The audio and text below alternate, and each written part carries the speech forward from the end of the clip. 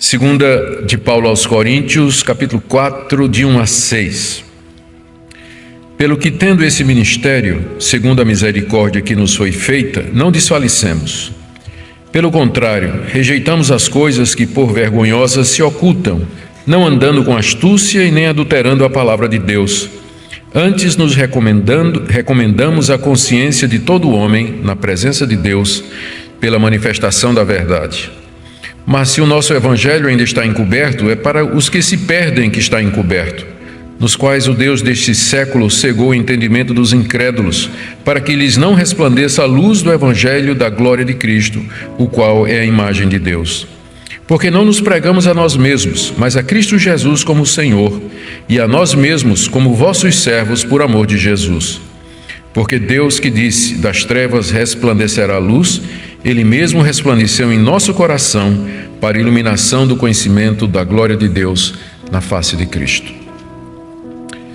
Senhor, nós estamos diante da Tua palavra e desejamos aprender a Tua vontade, o Teu querer, a Tua revelação.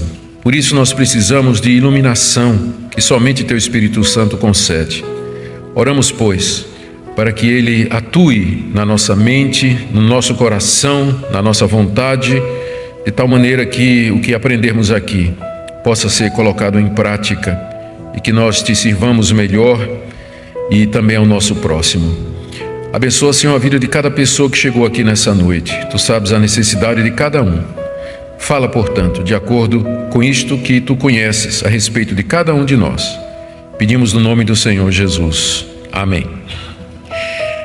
Hoje, queridos, nós vamos ver aqui nessa parte da segunda carta aos Coríntios mais uma explicação que Paulo dá para o fato de que os judeus não criam na mensagem que ele pregava. Conforme nós temos visto, um dos motivos que levou Paulo a escrever essa carta era exatamente se defender dos ataques de falsos mestres que haviam se infiltrado lá na igreja de Corinto. Provavelmente eram pregadores judaico-cristãos ou, mais ainda, judaizantes, pessoas enviados pelos judeus para fazer com que os gentios que creram em Jesus Cristo se tornassem judeus. E a parte da estratégia deles era atacar a autoridade do apóstolo Paulo. Uma vez que Paulo fosse desmoralizado, então a mensagem dele também cairia em descrédito. Nós sabemos como funciona isso. A credibilidade da palavra de alguém está muito ligada ao caráter daquela pessoa. Então, se o caráter daquela pessoa é desgastado ou se há dúvida sobre ele, a palavra dele também cai no mesmo descrédito. E era isso que esses falsos mestres estavam tentando fazer em Corinto. Eles estavam dizendo, espalhando nas igrejas de Corinto, que foram fundadas pelo apóstolo Paulo, que Paulo era um fracassado como pregador, era um fracassado como missionário, como pastor e como apóstolo. Era um apóstolo meia boca, ele não era nem dos 12, ele aparece depois. Ele não tinha autorização de Jerusalém, da igreja mãe, para estar pregando. Além disso, todo mundo sabia que onde Paulo passava, ele era rejeitado pelos seus patrícios, os judeus, apedrejado, não poucas vezes preso e com frequência expulso das cidades. E como é que ele podia ser um homem de Deus dessa forma, se a sua mensagem não era recebida nem pelo povo de Deus, a nação de Israel? Na mensagem da segunda-feira passada, foi visto como Paulo, ele se defende falando da glória crescente do seu ministério em contraste com a glória devanecente ou a glória que estava diminuindo do ministério daqueles falsos profetas que defendiam o ministério mosaico. Nesse contraste, Paulo fala que a glória da nova aliança, ela é uma glória crescente, que nós vamos de glória em glória. Em contraste, a mensagem daqueles judaizantes era a manutenção do ministério judaico, que, como Paulo demonstrou, o próprio Moisés sabia que estava desaparecendo a ponto de colocar um véu sobre o seu rosto. E agora então, em seguida, depois de dizer isso, Paulo passa a explicar, ou dar mais uma explicação para o seu aparente fracasso como pregador entre os judeus, que é o que nós temos aí do verso 1 até o verso 6. Na próxima segunda, se Deus quiser, eu estarei falando de como Paulo, a explicação que Paulo dá do verso 7 até o verso 15, dos seus sofrimentos. Ele está tentando responder às acusações daqueles falsos profetas, às calúnias.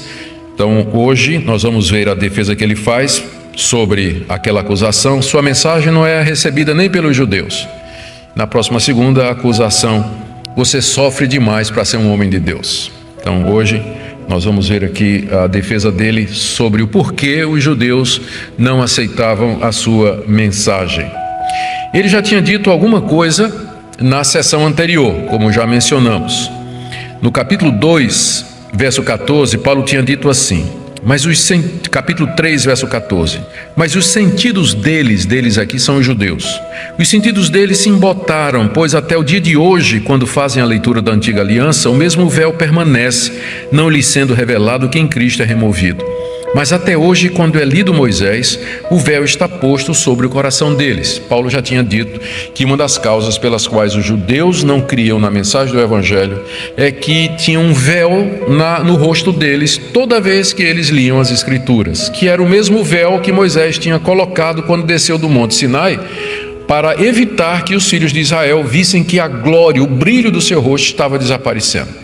Esse véu é um símbolo da tentativa de justificação pela lei que era característica dos judeus. Os judeus queriam se justificar diante de Deus, guardando toda aquela legislação, aquelas leis que Deus havia passado. Aquelas leis não foram dadas para isso. A lei nunca foi dada para salvar o homem. Ela foi dada para mostrar a santidade de Deus, o nosso pecado, e apontar para o altar onde o cordeiro era sacrificado, para que o israelita, com base naqueles sacrifícios, recebesse o perdão, ali tipificando o sacrifício do Cordeiro de Deus que tira o pecado do mundo. Então, eles não percebiam aquilo por conta do legalismo, esse véu.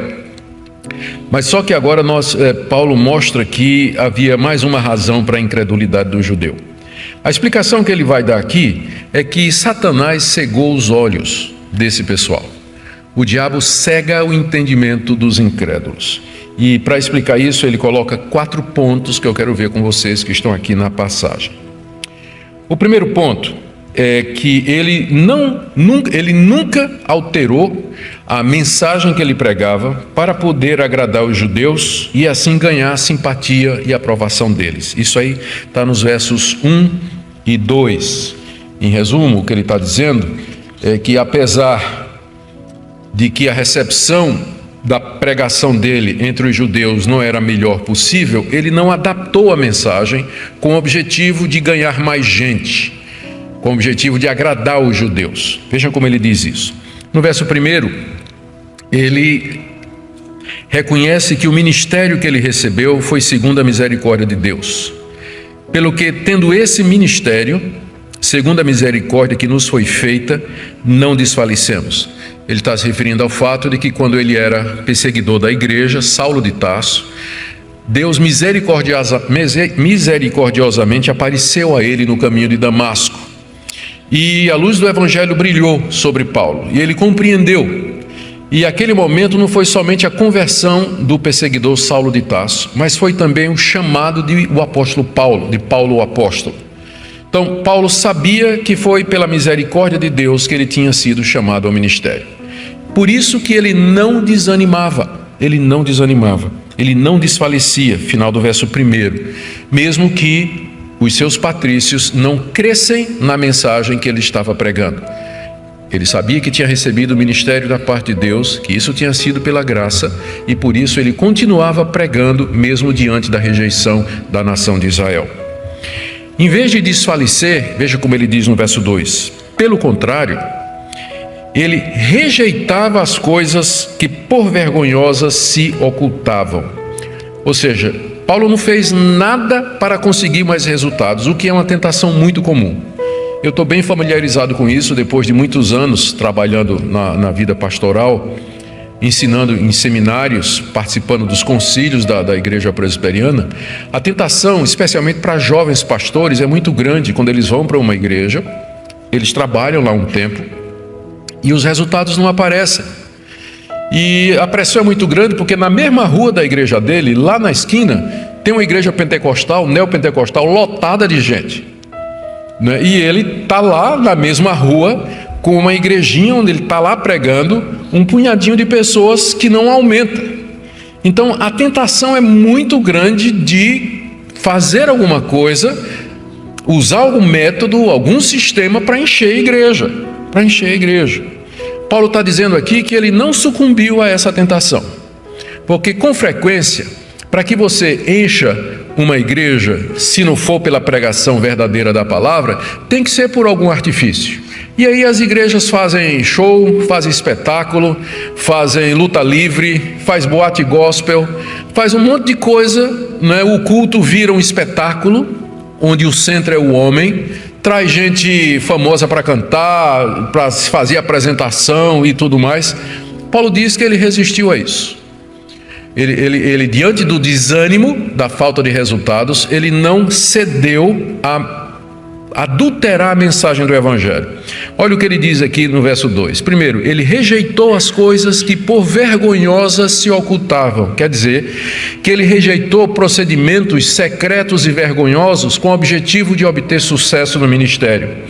Ele rejeitou esses esquemas e motivações erradas para obter lucro e mais gente.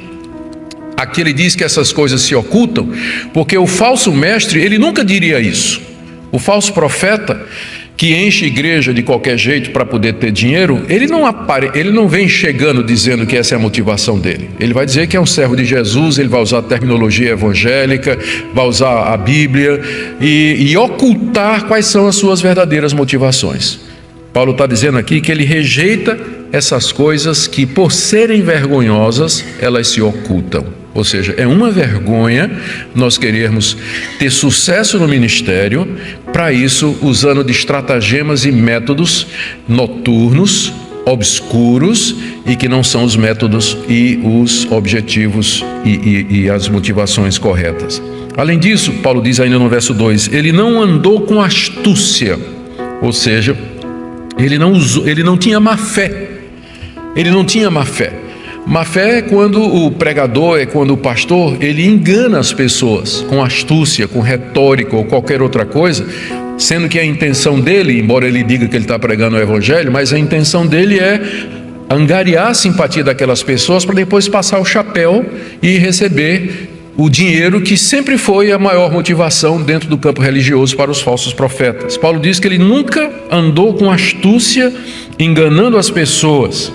E ainda no verso 2, terceiro, ele diz que ele não adulterava e nem torcia a palavra de Deus. Aí no meio do verso 2, não adulterando a palavra de Deus. Adulterar seria falsificar a mensagem. Todo mundo sabe o que é uma gasolina adulterada. Você pega a gasolina e você adiciona alguma coisa. Alguns põem até água, né? É uma gasolina adulterada, ela não é a gasolina original. O freguês está pagando o mesmo preço, está pagando pela gasolina, só que é uma gasolina adulterada. O comerciante desonesto, para ter mais lucro, ele mistura o produto para render mais. Paulo está dizendo que ele nunca fez isso, que a pregação dele do evangelho era do evangelho puro. Ele nunca adulterou a pregação do evangelho, misturando o verdadeiro evangelho com elementos humanos, com o objetivo de atrair pessoas, vender mais e obter lucro com isso. Ele nunca adulterou, ou seja, ele sempre foi fiel na pregação daquilo que Deus tinha dito que ele devia pregar. E a mensagem de Paulo era uma mensagem que nem sempre era agradável de ouvir. É só você ler a carta aos Romanos. Ele começa colocando judeus e gentios debaixo da mesma condenação, dizendo que não há um justo, não há nenhum sequer, que todos pecaram, carecem da glória de Deus, que nós somos justificados pela fé em Cristo somente. Depois, em Romanos, ele fala sobre a justificação, que pertence a todo aquele que é justificado, ou seja, é salvo. A mensagem de Paulo era uma mensagem que ia nos fundamentos da existência da pessoa. Era uma mensagem baseada na revelação de Deus, que tratava das questões centrais dessa vida. Paulo não estava interessado em entreter ninguém, ter um culto para dar entretenimento às pessoas. Paulo estava interessado em salvá-las da condenação eterna. Condenação esta da qual muita gente não estava nem consciente. Então ele não mudava isso. Essa era a pregação do evangelho. Ele não misturava com outras coisas, tipo autoajuda, tipo assim, teologia da prosperidade. Ele não misturava com nada disso. Ele pregava o puro evangelho, porque ele sabia que era exatamente isso que o povo precisava. Ao contrário, ele diz aí no final do verso 2, antes, ou seja, em vez de andar com astúcia, fazer esquemas vergonhosos e adulterar a palavra de Deus, antes nos recomendamos a consciência de todo homem na presença de Deus pela manifestação da verdade. Pela pregação da verdade, que é a manifestação da verdade, o evangelho é a manifestação da verdade. Pela pregação do evangelho, Paulo se recomendava a consciência de todo homem. Era como se ele dissesse: julguem vocês. Vocês ouviram a minha pregação. Vocês ouviram o que eu ensinei para vocês. Comparem com esses mestres aí. Eu apelo para a consciência de vocês, diante de quem eu expus a verdade, para que vocês façam discernimento do que é certo e do que é errado. E ele diz que ele fez isso na presença de Deus. Ele fez isso na presença de Deus. Então, o primeiro ponto do apóstolo Paulo aqui é com relação à integridade manifesta do seu ministério. Ele nunca adulterou a palavra de Deus, ele não tinha motivos escusos, e a consciência dos seus ouvintes era uma testemunha disso, se eles quisessem apelar para a sua consciência. O segundo ponto dele, eu disse que eram 4, né? Esse é o primeiro. O segundo ponto está aí no verso 3. Embora o evangelho de Paulo foi pregado com toda pureza, ainda assim ele estava encoberto, velado para aqueles que se perdiam. Verso 3. Eu vou ler. Mas se o nosso evangelho ainda está encoberto, é para os que se perdem que está encoberto. Esse mais aí faz o contraste com os 2 versículos anteriores, nos quais Paulo tinha dito: eu preguei o puro evangelho. Mas isso não quer dizer que o puro evangelho salva automaticamente quem o ouve. O fato de que uma pessoa ouve o evangelho pregado na sua pureza não garante que aquela pessoa vai crer nesse evangelho e que vai ser salvo. É o que ele fala aqui, que apesar dele ter pregado com fidelidade o evangelho no meio dos judeus, ainda assim eles não se converteram. Por que não se converteram? Porque o evangelho estava encoberto. Ele diz aí, ele é encoberto para os que se perdem. Se por acaso, Paulo diz, se por acaso a minha mensagem, ela está encoberta, ou seja, ela é misteriosa, ela parece um segredo, alguma coisa que as pessoas não compreendem, mas isso é somente para aqueles que se perdem. Para estes que estão se perdendo, sim, a mensagem do evangelho é como uma coisa velada, encoberta, misteriosa e secreta. O que nós percebemos que Paulo está falando aqui é da doutrina ou do ensinamento bíblico da salvação eterna mediante o decreto de Deus, a soberania de Deus e, consequentemente, a pré-ordenação da condenação. O texto não está entrando na doutrina da predestinação, e eu também não vou fazer isso, que uma boa regra, para a gente não errar muito, é a gente ficar no que o texto está dizendo. Mas é evidente que aqui no verso 3, Paulo está dizendo o seguinte: há pessoas que estão se perdendo. Para elas, o evangelho é confuso, elas não percebem o evangelho. Ou seja, um dos sinais de que a pessoa está caminhando para a perdição eterna é que ela não compreende o evangelho. Compreender aqui não é uma compreensão intelectual, porque todo mundo vai entender essa frase: Deus amou o mundo de tal maneira que deu o seu Filho unigênito para que todo aquele que nele crê não pereça, mas tenha vida eterna. Se você entregar essa frase em grego para um ateu que conhece línguas originais e perguntar para ele: você pode interpretar isso aqui? Ele vai dar a interpretação perfeita.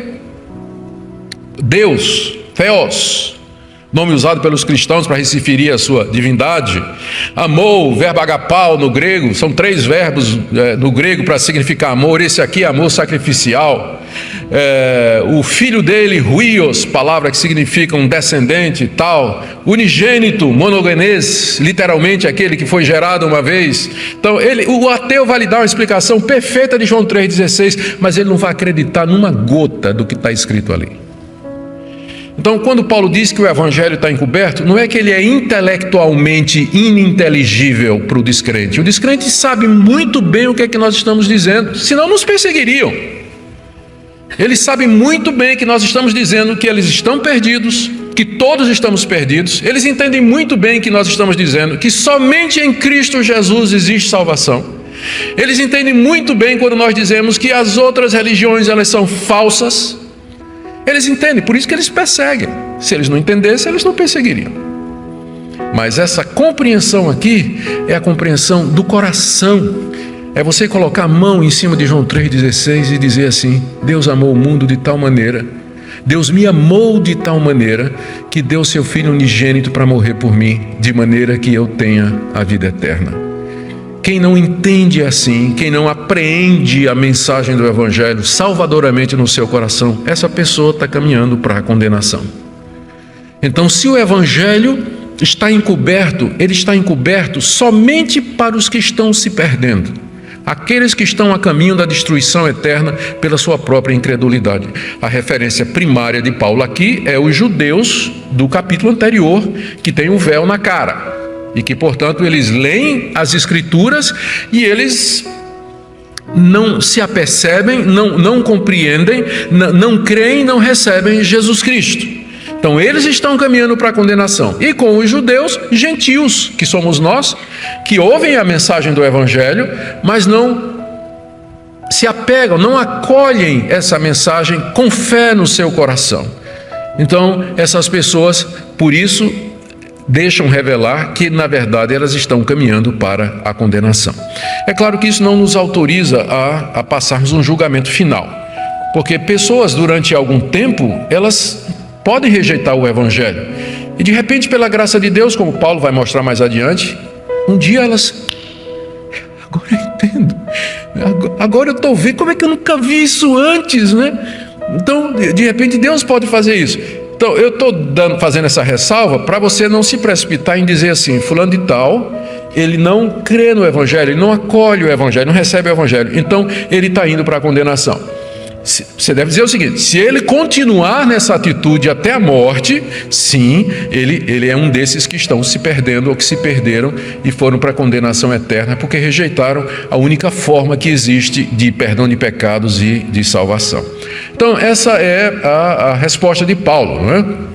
Se o meu Evangelho não está encoberto para os judeus, é porque eles estão no caminho da perdição pela sua própria incredulidade. Senão eles teriam recebido Cristo como sendo o Messias prometido pelos profetas de Israel. Esse foi o segundo ponto. Aqui nos versos 4 e 5, nós temos o terceiro ponto da explicação de Paulo, e eu vou ler aqui. Ele continua dizendo, depois de dizer que no verso 3, que o Evangelho está encoberto apenas para os que se perdem, ele diz: nos quais, esses que estão se perdendo, o Deus desse século cegou o entendimento dos incrédulos, para que lhes não resplandeça a luz do Evangelho da glória de Cristo, qual é a imagem de Deus. Nesse terceiro ponto, o apóstolo Paulo introduz um elemento que estava faltando até agora na explicação dele, que é a atuação satânica. Nos escritos de Paulo e nos demais escritos do Novo Testamento, nós nos deparamos com a existência destes seres espirituais malignos, que são chamados de demônios, anjos caídos, liderados por um desses anjos, que é chamado de o diabo ou Satanás, e cujo objetivo de fato é destruir a obra de Deus aqui nesse mundo, particularmente o ser humano que foi criado à imagem e semelhança de Deus. E pelo que nós lemos aqui no Novo Testamento, a principal estratégia do diabo e dos seus anjos caídos para destruir os homens é cegá-los, iludi-los e enganá-los com respeito à verdade. Diferentemente do que ensinam alguns pastores, de que o propósito do diabo é tirar sua saúde, tirar o seu dinheiro, acabar com o seu casamento, acabar com sua felicidade, acabar com o seu negócio, o diabo está, na verdade, engajado numa coisa muito mais perigosa, que é iludir as pessoas, ainda que para isso ele dê prosperidade, saúde, dinheiro, casamento, carro e tudo mais, como ele prometeu a Jesus lá no deserto. Está vendo aqui os reinos do mundo? Tudo te darei se prostrado me adorares. Eu faço a pergunta: quem é que causou mais dano? O gadareno, que tinha uma legião de demônios nele e que caiu no chão diante de Cristo de joelhos e foi para uma manada de porcos? Ou Judas Iscariotes, em quem Satanás entrou, não babou, não virou os olhos, não falou em língua estranha, não rosnou, não derrubou os 11 apóstolos, simplesmente saiu tranquilo e foi vender Jesus por dinheiro. Os dois estavam endemoniados, o Gadareno e Judas. Mas quem é que causou mais desgraça e quem é que trouxe mais malefícios? Judas. Eu creio que uma das estratégias do diabo é exatamente levar a igreja evangélica para um lado que não é o foco dele. Claro que o diabo ataca a saúde, ele ataca a família, ele ataca a nossa integridade, ele ataca os relacionamentos e uma série de outras coisas, mas isso aí não é o foco dele principal. O foco dele é enganar você, é manter sua mente cativa, tirar você da verdade. Esse é o alvo dele, esse é o objetivo dele. Veja como Paulo afirma isso aqui. Ele diz que o Deus desse século cegou o entendimento dos incrédulos. O diabo aqui é referido como Deus desse século, porque dentro do propósito de Deus na história da humanidade, foi dada a ele autoridade para agir nos incrédulos, no mundo, nos rebeldes, naqueles que estão contra a vontade de Deus e o Evangelho. O próprio Jesus se referiu ao diabo nesses termos.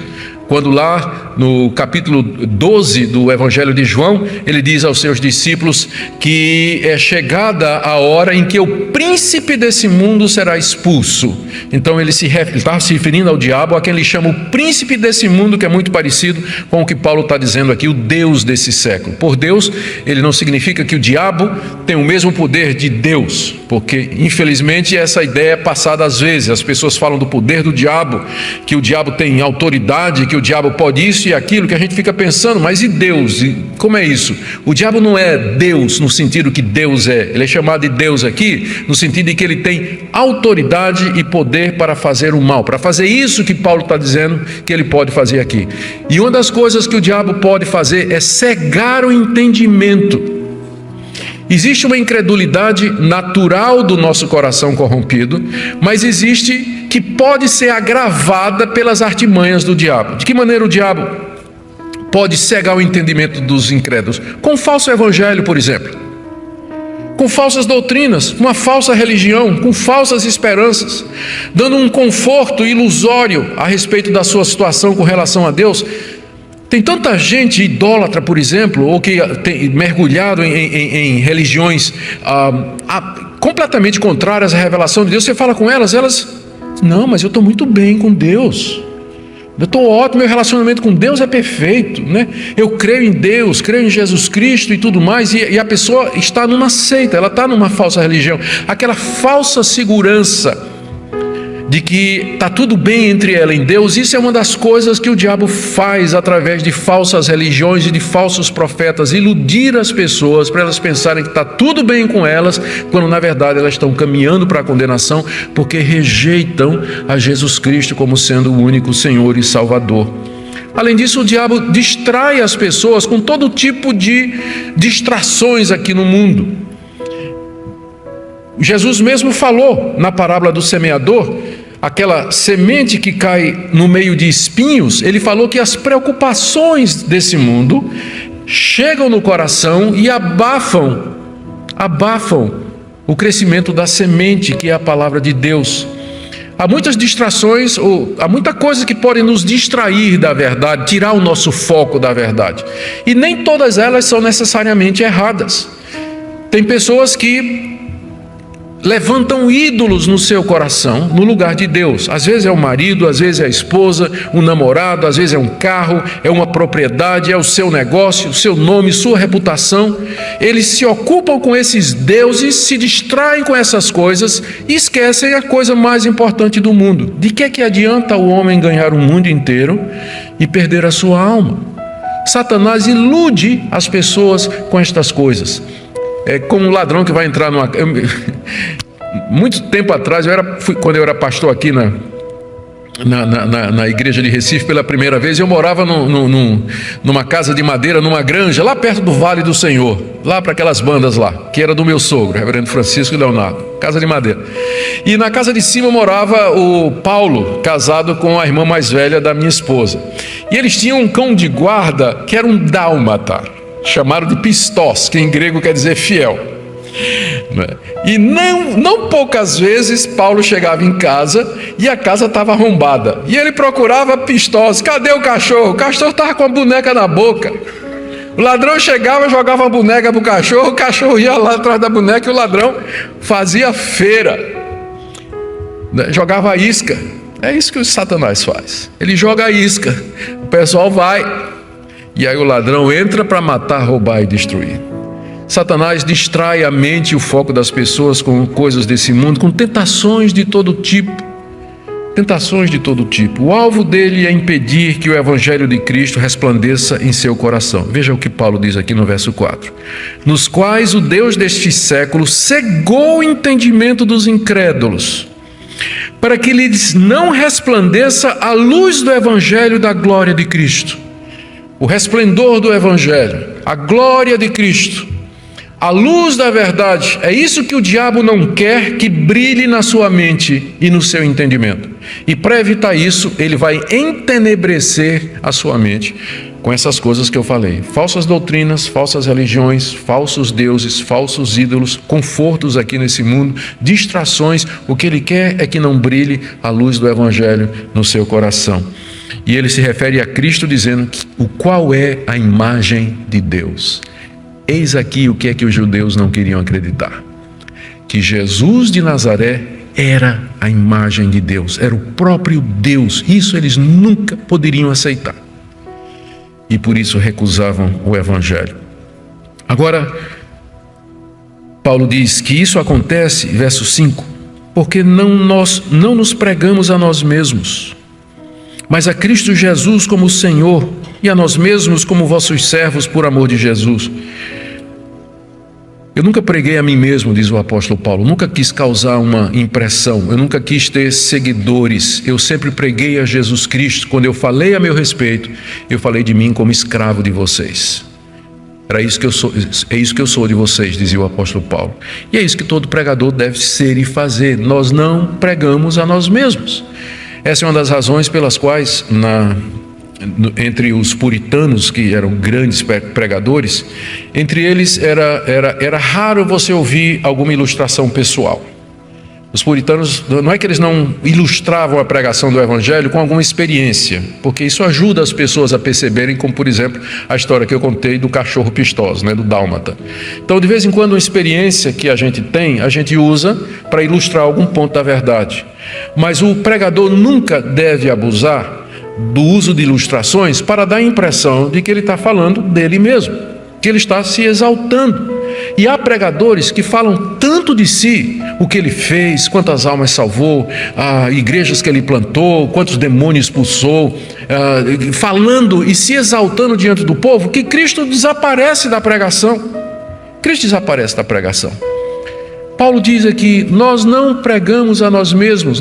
Quando eu prego sobre mim mesmo, eu prego como sendo servo de vocês. Eu sou servo de vocês. Mas eu anuncio a Cristo e Cristo crucificado.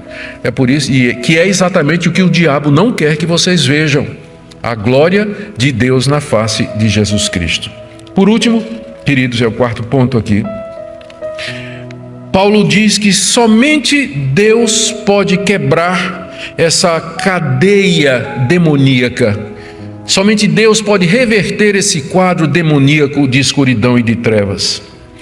Veja o que ele diz no verso 6. Porque Deus que disse, das trevas resplandecerá a luz, Ele mesmo resplandeceu em nosso coração para a iluminação do conhecimento da glória de Deus na face de Cristo. Aqui o apóstolo Paulo passa a falar da sua experiência pessoal.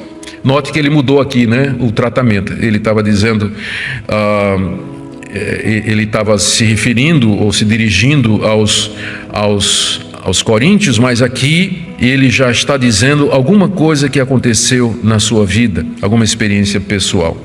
O que ele está narrando aqui é o seguinte: Paulo era um desses judeus. O nome dele era Saulo, nascido na cidade de Tarso, criado como fariseu da tribo de Benjamim, educado aos pés do maior mestre fariseu daquela época, que era Gamaliel. E Paulo era tão zeloso que mesmo quando jovem ele se sobressaía com relação a outros judeus, jovens fariseus que eram mais antigos do que ele. A ponto de que ele ganhou a confiança do Sinédrio, que era a autoridade máxima do judaísmo naquela época, para perseguir e, se possível, se necessário, matar os cristãos. E Paulo perseguiu muita gente, ele assolava. A Bíblia diz no livro de Atos que Paulo entrava quando ele estourava uma boca, quando ele encontrava uma boca de cristãos, ele entrava e assolava, fechava, matava, levava gente presa. Ele fez isso muitas vezes. Ele foi cúmplice na morte de Estevão. Quando Estevão foi apedrejado, ele segurou as roupas daqueles que estavam apedrejando Estevão. Assim era Saulo de Tarso. Ele era um desses que conhecia profundamente o Antigo Testamento. Ninguém pode negar o conhecimento que Paulo tem do Antigo Testamento. Onde é que ele adquiriu esse conhecimento? Não foi depois de se tornar cristão, mas como fariseu treinado na lei, como rabino que ele era, ele conhecia o Antigo Testamento. E ele entendeu que era a missão dele extirpar com os seguidores de Cristo, acabar com o cristianismo, que para ele era uma heresia. E foi exatamente, e o véu estava no rosto de Paulo. Paulo lia o Antigo Testamento, mas o véu estava lá. Ele não cria que Jesus era a imagem de Deus, que ele era o Messias, o Filho. Ele não cria. Na verdade, ele odiava esse ensino. A caminho da cidade de Damasco, quando ele teve informações de que tinha cristãos se reunindo lá, de repente, no meio do caminho, brilhou uma luz. E ele ouviu uma voz em hebraico, dizendo: Saulo, Saulo, por que me persegues? E ele caiu no chão. Os soldados que estavam com ele, eles perceberam a luz, mas não viram ninguém, e ouviram a voz, mas não entenderam nada, porque foi em hebraico. Naquela altura, só quem falava hebraico eram os rabinos e os levitas. A língua do povo era aramaico. Os soldados falavam aramaico, mas não entendiam hebraico. Não entendia hebraico. E Cristo ali aparece a Paulo soberanamente. Não era uma visão, aqui é importante notar isso, não era uma visão, mas uma aparição. A prova de que não era uma visão, mas uma aparição, é que os soldados perceberam. Eles viram a luz e ouviram a voz. Visão é uma coisa que acontece dentro da cabeça, só você percebe. Mas o Cristo, no corpo da sua ressurreição, da sua glória, apareceu a Paulo no caminho de Damasco. E é isso que ele está dizendo aqui. Deus, que lá em Gênesis 1:3 disse: haja luz, das trevas resplandeça a luz. Ele mesmo resplandeceu em nosso coração. Nosso aqui é meu. Ele dizendo: foi Deus que resplandeceu em meu coração quando eu era um fariseu cego, com um coração cheio de trevas. Deus brilhou a luz do Evangelho. A referência do brilho remete a Damasco, a experiência de Damasco. Deus brilhou no meu coração e eu entendi, eu vi a glória de Deus na face de Cristo. Com isso ele está dizendo que só tem um meio de uma pessoa se converter. É quando Deus faz isso. E agora ele explica: é por isso que eu não tenho controle sobre os resultados da minha pregação. Eu prego a verdade, eu ensino o Evangelho não adulterado, mas as pessoas são cativas da incredulidade e da obra do diabo. Somente Deus, que lá no início das trevas fez luz, é que pode fazer a luz do Evangelho brilhar no coração de um incrédulo. Por isso, vocês não podem, Paulo dizendo aos seus acusadores, vocês não podem me condenar porque os judeus não creem em mim. Porque eu posso pregar o Evangelho com fidelidade, mas o brilho da luz, isso nenhum pregador pode produzir. O pregador pode produzir algum tipo de calor, mas luz é diferente de calor. A luz, o entendimento, a clareza, a compreensão, somente o Espírito de Deus iluminando. E com isso Paulo então encerra essa parte aqui, e eu queria trazer algumas conclusões para nós. Primeiro, está muito claro que, à luz dessa passagem, todos nós devíamos resistir à tentação de adulterar o Evangelho em busca de resultados. Como eu disse, é uma tentação muito grande. Primeiro para o pastor, segundo para os obreiros em geral e também para o crente. tem coisas que nós podemos usar, tem estratégias que nós podemos estabelecer para fazer com que o Evangelho chegue na sua pureza até o descrente, mas tem métodos, e tem estratégias, e tem esquemas que eles não se adequam à pregação do Evangelho e acabam se tornando ou um fim em si mesmos, ou eles prejudicam o Evangelho. Eu vou usar uma ilustração aqui, que eu vou pedir permissão para ninguém ficar, porque todo mundo diz assim: qualquer coisa para pregar o Evangelho. E até usa errado um texto de Filipenses, quando Paulo diz assim, que eu fico feliz porque de um jeito ou de outro Cristo está sendo pregado. Um dia eu vou fazer uma explicação aqui desse texto. Na verdade eu tenho já textos aí nas redes sociais, se quiser procurar a interpretação desse texto para ver como ele é mal usado. O pessoal diz assim: desde que Cristo seja pregado, então vale qualquer coisa. Não vale qualquer coisa não. Você serviria sopa num pinico? Bem lavadinho, aqueles branquinhos, bem lavadinho, tá? Vem um visitante na sua casa, tá limpinho, novinho, você tirou da caixa, né, ali, e você bota a sopa e serve lá, faz isso? Por que não? Por causa da associação, entendeu? Ainda que seja limpinho, por causa da associação. Então nem todo tipo de música serve, nem todo tipo de estratégia serve, nem todo tipo de ambiente de culto serve, porque tem a associação que prejudica o conteúdo. Prejudica o conteúdo. Então a gente tem que resistir ao modismo, que na verdade pode atrair muita gente. O problema com essas igrejas é que vão atrair um número muito grande de pessoas, mas elas passam de moda. Passam de moda. Estive pregando pouco tempo aqui em Belo Horizonte, lá na Batista da Lagoinha.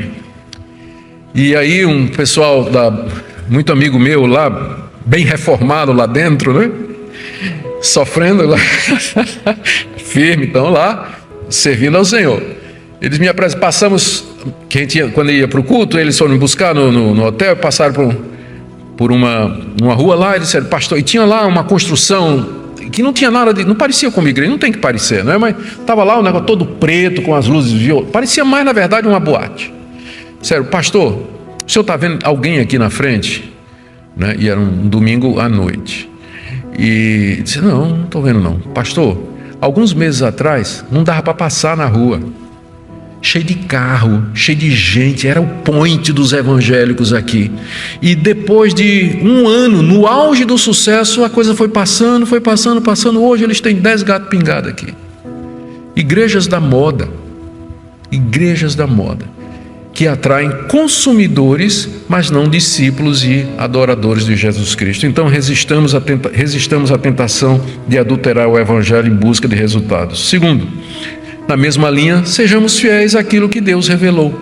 O Evangelho nos é dado na sua pureza nas Escrituras. A nossa tarefa é conhecer as Escrituras, ensinar as Escrituras e pedir que Deus use a manifestação da verdade para esclarecer o entendimento dos incrédulos. Essa é a tarefa da igreja, não outra. É para isso que a igreja existe. Tudo mais ONGs podem fazer, mas não tem ONG nenhuma que possa fazer isso aqui.